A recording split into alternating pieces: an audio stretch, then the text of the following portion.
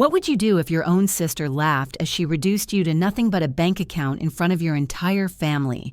Hi, I'm Allison. I'm 34. And last Saturday, I walked into what was supposed to be a joyful afternoon at my nephew Tyler's 10th birthday party, and walked out having ended a 7-year cycle of emotional and financial manipulation that had nearly destroyed me. It all started with a slice of cake. Tyler's birthday was supposed to be about celebration balloons, laughter, kids in superhero capes darting between tables. But when my sister Stephanie handed me a plate, the knife in her smile was sharper than the one she'd used to cut the cake. "Buying stuff doesn't make you special," she said sweetly, loud enough for everyone to hear. "You're just the family wallet." Her husband Greg chuckled smug and complicit as if her words were a punchline in a private joke. My mother. She stood beside me with a slice of her own and whispered, "Let it go. Let it go." In that moment, the years of bank transfers, last-minute tuition payments, emergency mortgage bailouts, and canceled vacations all came flooding back like a wave. I remembered the $12,000 I'd wired just last week so that Tyler wouldn't be expelled from his fancy private school, the same school where Stephanie had paraded his teacher around earlier, beaming like she'd built his future herself. I looked at the plate in my hand. The frosting was blue, swirled with silver stars to match the cake's galaxy theme. It was perfect, like everything Stephanie touched lately, shiny, polished, expensive, and almost entirely funded by me. I didn't eat the cake. I set the plate down. I walked to the gift table, found the envelope I had placed there myself. Inside was confirmation of a tuition payment and a setup for automatic withdrawals for the rest of the year. My real gift, not the telescope, not the star chart, the future. And I took it back. I held the envelope in my hand, looked Stephanie dead in the eyes, and said, "Good luck covering next semester. I just canceled the payment." Silence hit the room like a thunderclap. Her smile froze. Greg stopped mid-sentence. My mother's fork clattered against her plate. People turned cousins, in-laws, neighbors, confused, shifting uncomfortably. Someone whispered, "What just happened?" Stephanie's voice jumped an octave. "Allison, stop. You can't be serious." I didn't flinch. I'm done being the family wallet. And then I turned, walked past the stunned guests, past the helium balloons bobbing above the dining table, past the photographer who had just started setting up for family photos. My feet didn't shake. My voice hadn't cracked. But inside, everything was trembling. Behind me, Stephanie yelled after me. Greg's heavy footsteps followed. I heard him say, "Come on, it was just a joke. Lighten up." Then my mother's voice, a final plea. "Allison, please don't do this today. It's Tyler's birthday." That almost stopped me. Almost. But then I thought about Tyler. Because this wasn't just about me. This wasn't even just about Stephanie.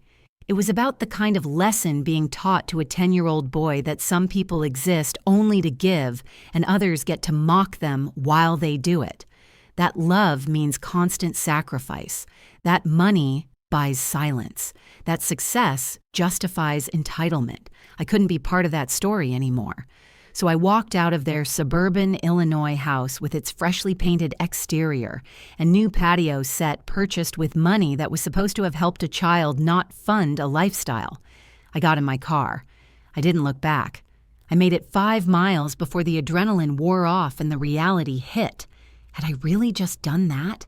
Had I actually walked out of my nephew's birthday party after publicly announcing I was cutting them off? Yes, I had. By the 3rd mile, my phone buzzed nonstop. Stephanie's name again and again. Then Mom, then Greg, then text messages, then the guilt. But I didn't answer. I couldn't. I drove until I found a lake parked and just sat there. My hands shook. My chest ached. For the first time in years, I felt both utterly empty and strangely, unexpectedly free. When I finally checked my phone, there were over 30 unread messages. Stephanie's were a tornado of panic and blame. "How could you do this to Tyler? You embarrassed us in front of everyone. The school needs payment by Friday." My mother's were softer, more layered. "Allison, I know you're upset, But this isn't the way. Please talk to Stephanie. She's falling apart. Tyler was crying after you left. He thinks you don't love him anymore. But it was one text that broke me. From Stephanie's phone, but clearly typed by small hands, Allie, "Why are you mad? Don't you love me anymore?" I stared at it until the screen went dark. Of course I loved him. But love had to look different now. For his sake. For mine. Because sometimes love means saying enough. And what came after that moment would change everything. You'd never think it would happen like this. Not when you're little. Not when you and your sister share a bedroom with matching floral comforters and make up stories about your future lives. Back then, Stephanie was my built-in best friend. 3 years older, infinitely cooler, and fiercely protective of me. We whispered secrets under the covers and defended each other on the playground like our bond was unbreakable. But something in that bond cracked when I turned 16. We grew up in Elmhurst, a modest suburb just outside Chicago. My dad was an accountant. My mom taught 3rd grade. We weren't rich, but we never went hungry. Never missed a field trip, never felt less than. The house was small but warm. Life was predictable, until it wasn't. The fighting started quietly, muffled voices behind closed doors, then louder, sharper, more frequent. I'd catch my mom staring blankly at the dinner table, my dad staying later and later at the office. And then, the truth.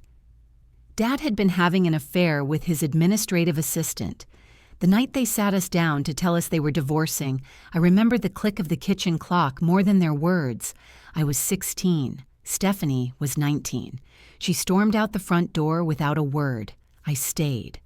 Watched our mother crumple in on herself, sobbing in a way I had never seen. It was the first time I felt what it meant to be the strong one. The fallout hit hard. My dad moved out. His child support was inconsistent at best. Financial stability vanished overnight. Mom picked up tutoring jobs. We sold the house, downsized into a 2-bedroom apartment that smelled like damp carpet and broken promises. I started working evenings and weekends at a grocery store. Still made the honor roll.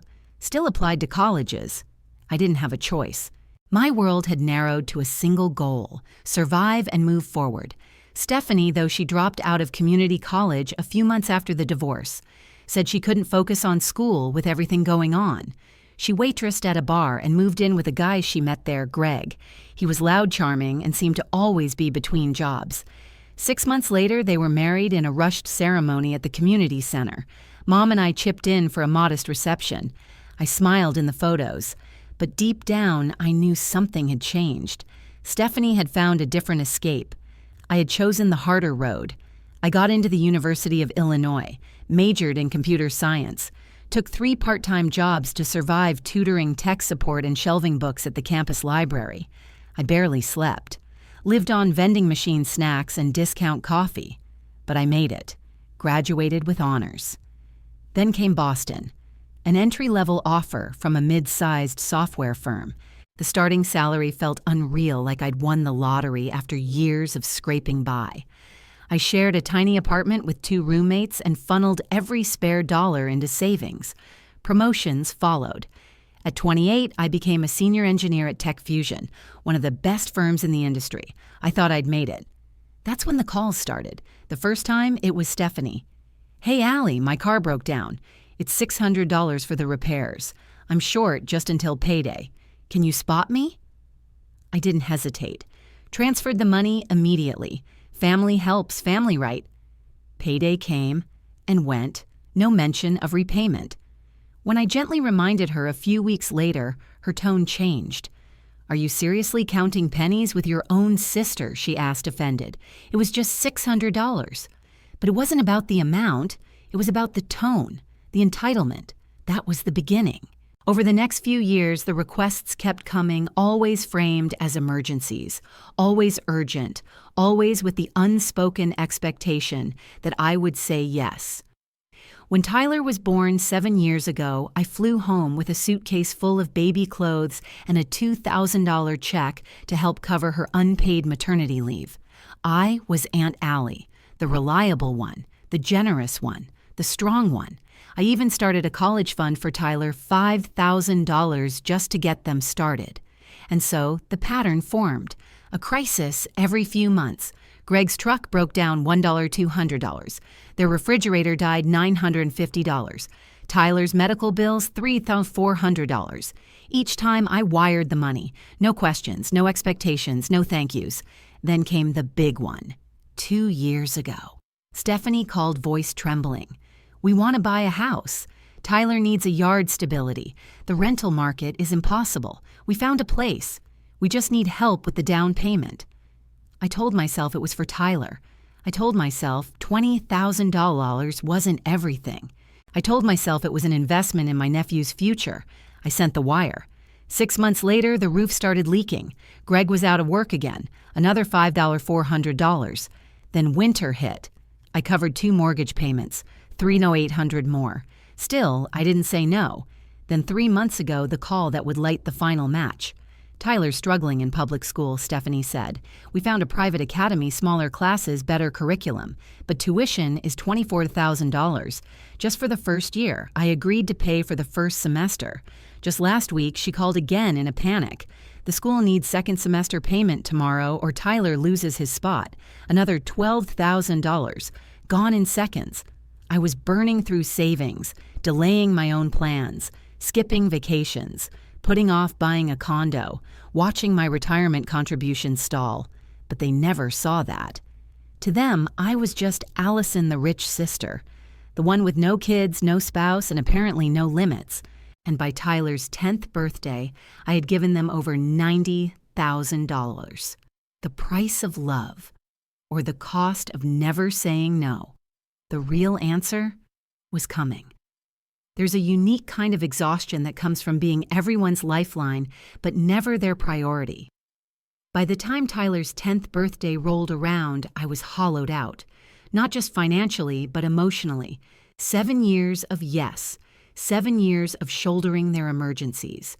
7 years of "you're a lifesaver," followed by silence once the money cleared. And still, I arrived at their home in Elmhurst with a carefully wrapped gift, a telescope Tyler had wanted for months. I'd spent hours researching the perfect one. Something simple, educational, but with real magnification and star tracking. Not a toy. A real instrument for a curious mind. Because even if I was furious with his parents, I adored that kid. His video calls lit up my weeks. His enthusiasm was sincere.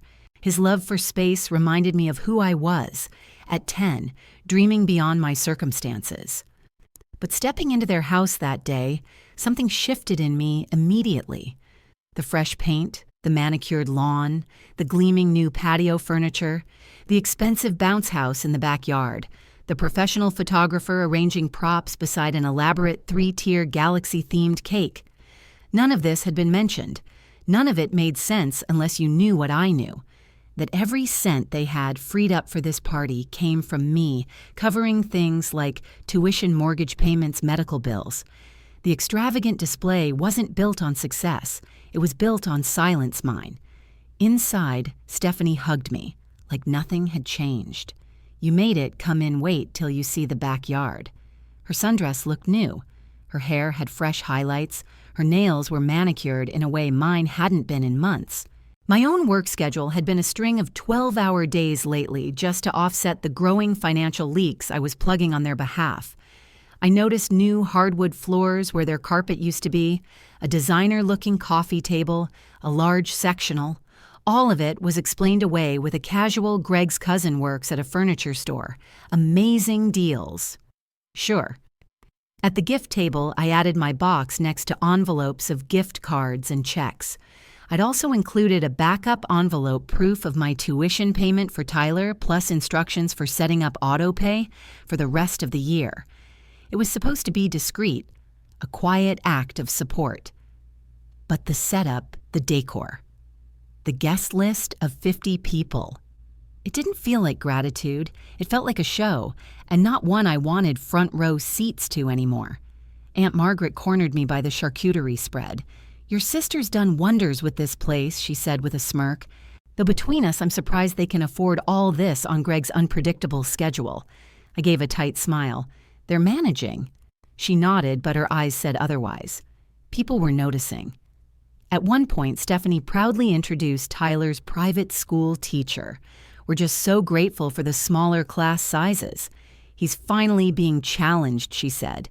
She never mentioned who was paying for it, never acknowledged the $24,000 elephant in the room. My mom arrived late tanned from her Florida retirement glowing. "You look tired, sweetie," she whispered. I didn't tell her about the overtime or the canceled massage appointment because I'd wired $12,000 to the school last week. I just smiled. Tyler lit up when he saw me. "Aunt Allie, you came." His joy was real. I clung to that. When he tore open my gift and saw the telescope, his face lit up like the stars we'd one day explore together. "Whoa, this is awesome." "There are books, too," I added. "We'll go stargazing sometime, yeah, but..." Stephanie, standing nearby, gave the telescope a cursory glance. "That's nice," she said, lips tight, "though we really don't have space in his room with all the new furniture." Then turning to the group, she said, "My sister always goes overboard with the expensive gifts." Laughter. Greg smirked. "Must be nice having a rich sister." The room chuckled. My face flushed. And for the first time, I didn't swallow it down. I couldn't. Later in the kitchen, I tried to explain the weight of it all to my mom. "Do you think it's normal?" I asked, "the way they depend on me financially?" She sighed. "Your sister has always been less practical, but she's giving Tyler a wonderful life." "No," I corrected. "I am." She frowned. "Let's not create drama on his birthday." I wanted to scream, to shake her, but I didn't. I just stood there stunned by how invisible I had become in my own narrative. Then came the cake. 3 tiers of fondant perfection. Silver sugar planets, blue icing stars, another display of wealth they didn't have. Stephanie handed me a slice on a paper plate decorated with rockets. And then with a voice dripping in sugary venom, she said loud enough for everyone to hear, "Buying stuff doesn't make you special. You're just the family wallet." Greg burst out laughing. "My mother." She muttered, "Let it go," but I couldn't. I heard nothing but the rush of blood in my ears as every sacrifice replayed in my mind, the thousands in tuition, the canceled vacations, the condo I couldn't buy, the years of financial peace I'd traded for their comfort. And so I stood up, quietly, set my cake down, walked to the gift table, and pulled out the envelope. You don't realize how loud silence can be until a room full of people stops breathing at once. When I held up the envelope and said, "Good luck covering next semester, I just canceled the payment time," seemed to freeze. The paper felt heavier than it should have, like it carried all 7 years of unspoken resentment with it. Stephanie blinked like she hadn't heard me correctly. Greg's arm dropped from her shoulder. My mother's fork clattered to her plate. Around the room, conversations stuttered, halted, vanished entirely. And then Stephanie laughed, high-pitched, awkward. "You're joking." "I'm not," I said evenly. "Tyler deserves better than parents who mock the person funding his education." Greg stepped forward. "Come on, it was just a joke." "Don't be so sensitive." That word sensitive nearly unhinged me. I'd spent years not being sensitive, not reacting, not asking for thanks, not making demands. I'd spent years folding myself smaller to keep the peace, and now that I was finally standing upright again, I was sensitive. I didn't respond. I just walked to the front door, opened it. The May sunlight hit me like a spotlight. Behind me, Stephanie's voice trembled with panic. "Allison, don't do this. Please, it's Tyler's birthday." That sentence stopped me just for a second. Because yes, Tyler was innocent, always had been. But wasn't that exactly the problem? I was being emotionally blackmailed with the one person I actually loved in that house, and it had worked. For years. I stepped outside.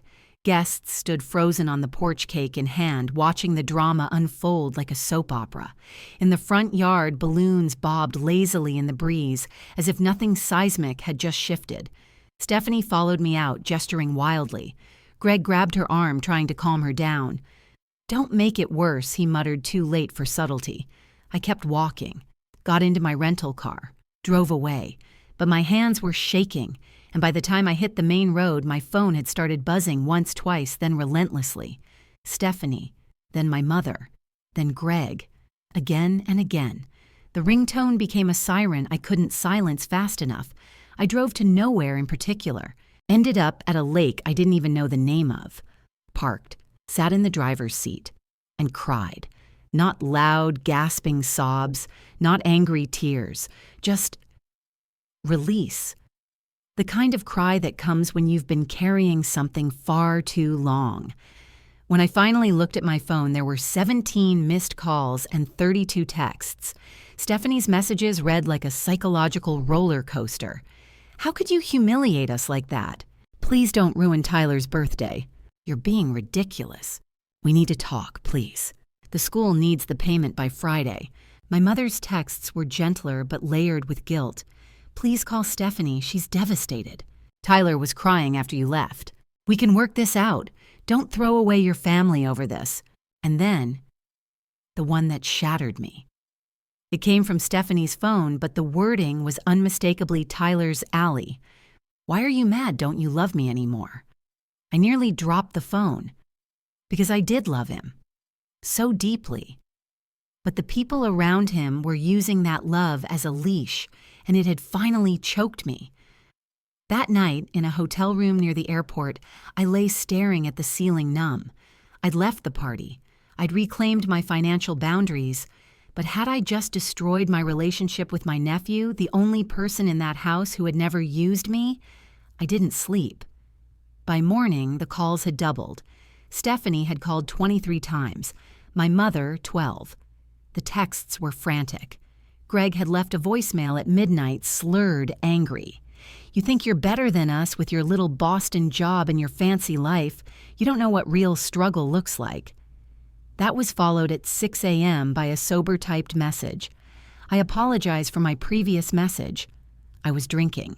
We should discuss this like adults. I didn't reply. Instead, I checked out of the hotel and flew back to Boston without telling anyone. I changed my flight to the earliest available seat and didn't even glance at my phone until I was back in my apartment. The moment I stepped inside, the quiet felt like a luxury I hadn't known I needed. On Monday, I called my boss. Janet, I need to take a few days, I said. Family stuff. She didn't ask questions, just said, take care of yourself. Your projects are ahead of schedule anyway. With work on pause, I sat in the silence.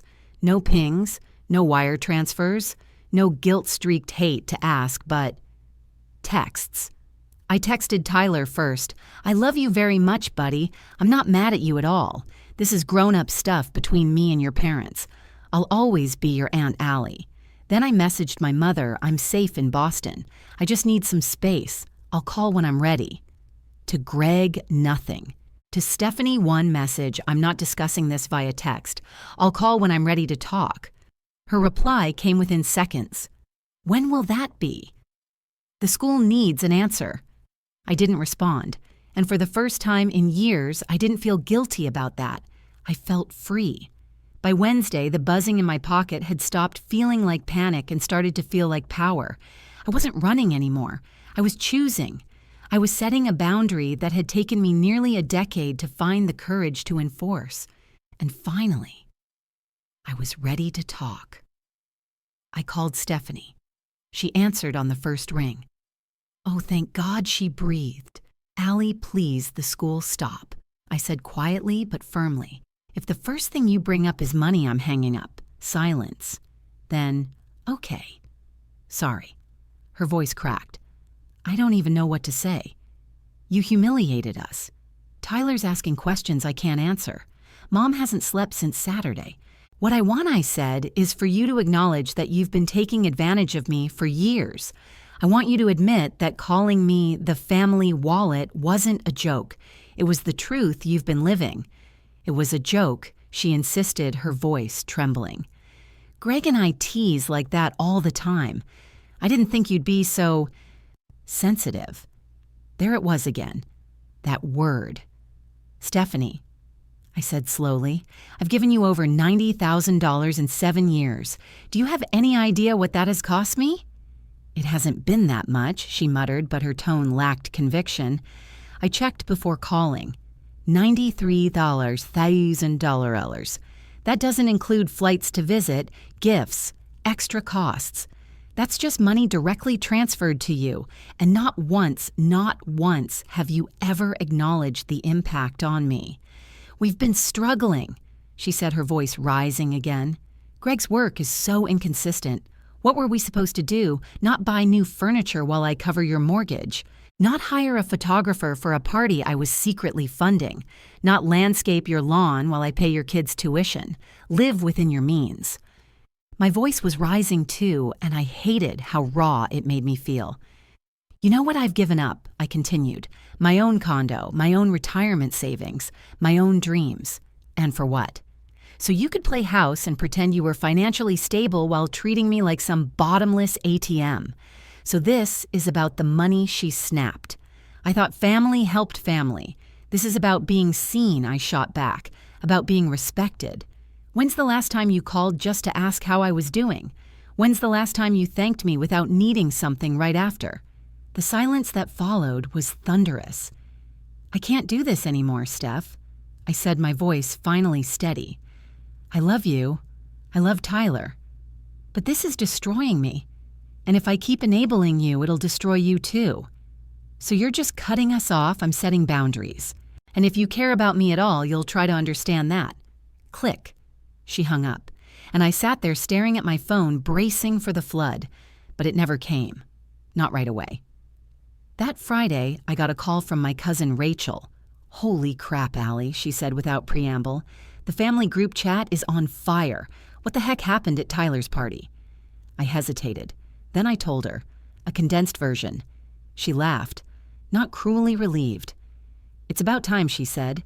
Stephanie's been bleeding you dry for years. Diana and I have talked about it, but we didn't know how to bring it up. Hearing that other people saw it made something inside me break wide open. I feel like I destroyed everything I admitted. You didn't, Rachel said. You finally flipped the lights on. They just weren't ready to see the mess. She was right. The following week, I did something I hadn't done in years. I met my best friend Jenna for dinner. She raised an eyebrow when I slid into the booth. Well, well. The prodigal friend returns. I've been a little consumed, I said with a half smile. Then I told her everything. She listened, eyes flashing with anger, then softness. Remember when you missed my birthday trip to Nantucket because Stephanie needed help with summer camp? I nodded. God, yeah. You told me it was work. But I knew. I'm sorry, I said. Don't apologize to me, she replied. Apologize to yourself for all the time you gave to someone who never gave back. That conversation stayed with me. It was like a thread slowly pulling loose years of guilt I didn't even realize I carried. The next day, I called another friend, Heather. We hiked for hours, talked about everything and nothing. When she invited me to join a photography class she was taking, I surprised us both by saying yes. No checking my calendar for Stephanie's next crisis. No calculating how much was left in my rescue fund. Just yes. In therapy, Dr. Morgan asked me, what would happen if you helped someone because you wanted to, not because you had to? I didn't have an answer then, but I was starting to feel it. Meanwhile, texts from Stephanie trickled in, less frantic, more measured. Greg stayed silent. My mother, to her credit, finally stopped guilting me and started asking how I was doing. Our conversations changed. They felt more like a dialogue and less like a funnel back to Stephanie's chaos. And then, one evening, Tyler called, from a friend's phone. Auntie, are you still mad at us? My throat tightened. Never at you, buddy. Never. Mom says we might have to change schools because you don't want to help anymore. I took a deep breath. That's not it. I helped for a long time. But your mom and dad need to learn how to help themselves now. That's how grown-ups grow stronger. He was quiet for a long time. Then said, like when I had to stop letting Dexter copy my homework, I smiled.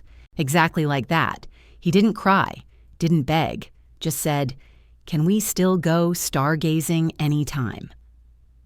Summer came, and for the first time in a long time, I didn't plan my vacation around Stephanie's family.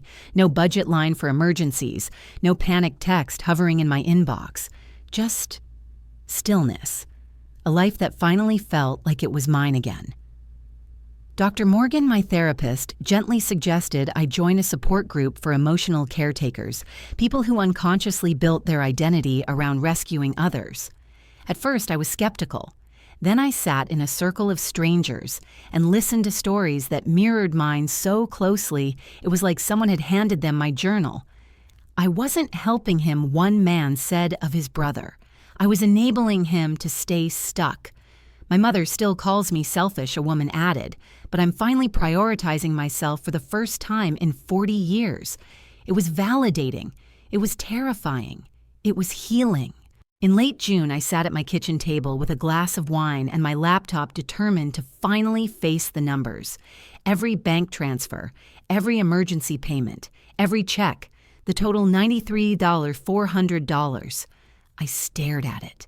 That money could have been a down payment on a Boston condo. It could have maxed out my retirement account. It could have sent me on a dream trip to the Amalfi Coast instead of canceling vacations to cover someone else's mortgage. I cried not out of anger, but grief. I had never grieved the life I could have had if I hadn't spent so long funding someone else's. But that grief also gave way to something else: clarity. That July, I met Michael. He was a software architect, gentle, thoughtful, with eyes that noticed things most people missed. On our first date, he asked about my family, and I gave him the condensed version. Instead of flinching, he nodded. My brother used to treat me like a bank. Took me years to realize helping isn't always love. We talked for 5 hours that night. By our 5th date, I realized I was smiling without guilt, laughing without anxiety, falling not just for him, but for the version of myself I was finally allowing to exist. Meanwhile, Tyler and I built something new. Monthly outings, no lavish gifts, no strings, just time. He started asking about my job, remembering things I'd told him. He didn't see me as his tuition fairy anymore. He saw me. "Mom says we can't afford space camp," he said once, watching me carefully. "Maybe you would pay for it. It nearly broke me." But I stayed calm. "I love spending time with you, but I'm not paying for extra things anymore. That's something your parents have to handle." He nodded slowly. "Dad got a second job." "That's good," I said. "It means he's trying to take care of your family." Mom cried when she had to return her purse. She said it was your fault. I took a breath. Sometimes adults blame others when they're really upset about their own decisions. But learning from mistakes is part of being strong. And Tyler, bless his 10-year-old heart, just nodded like that made perfect sense. That fall, I moved to a new apartment. Smaller, cheaper, cozier. It wasn't a downgrade, it was freedom. I started seeing a financial planner, created a real path toward buying a condo, rebuilt my emergency fund. Michael helped me move his steady presence like a lighthouse after years in fog. When he kissed me in my new half-furnished living room, I didn't think about who needed me. I thought about what I wanted. Stephanie's messages became less frequent, more factual. Tyler was doing fine in public school. Greg had taken a weekend job at a hardware store. They'd canceled cable. Tyler wasn't doing travel soccer. They were making it, barely, but they were doing it themselves. My mother surprised me during one of our calls. "I think I leaned on you too much after the divorce," she admitted. "Expected you to hold everything together. Maybe that made you think it was your job to do that forever." I didn't say anything for a moment. Then I was just a kid. "I know," she said quietly, "and I'm sorry." It was the most honest conversation we'd had in years. By Thanksgiving, I hosted Friendsgiving for the first time. Jenna, Heather, Michael, a few colleagues. We laughed, shared stories, played games.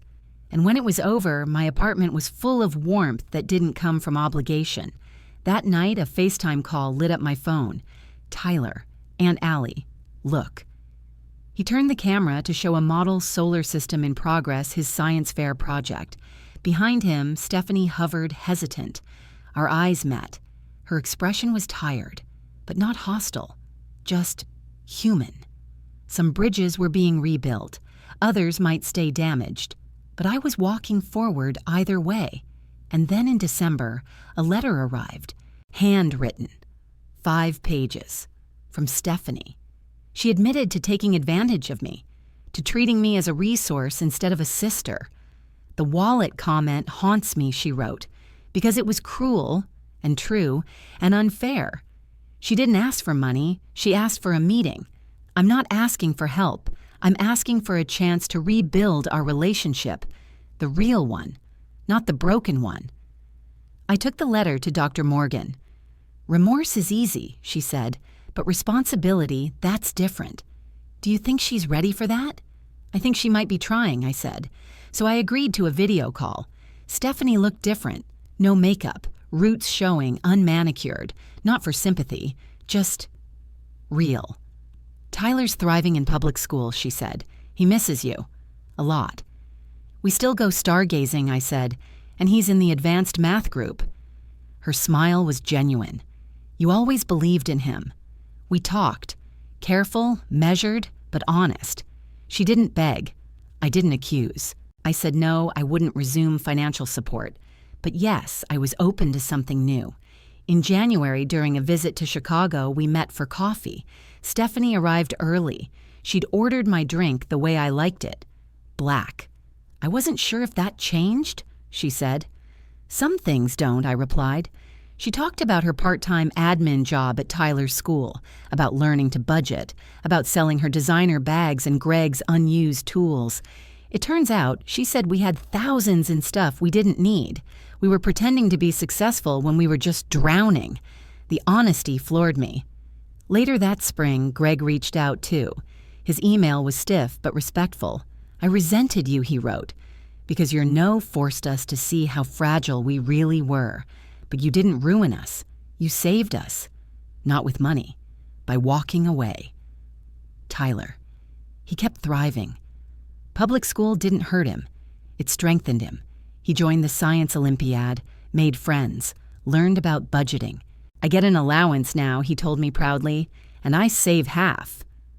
By Easter, Stephanie invited us to their house for dinner. It wasn't lavish. No bounce house, no photographer, just ham-roasted veggies and laughter that didn't feel performative.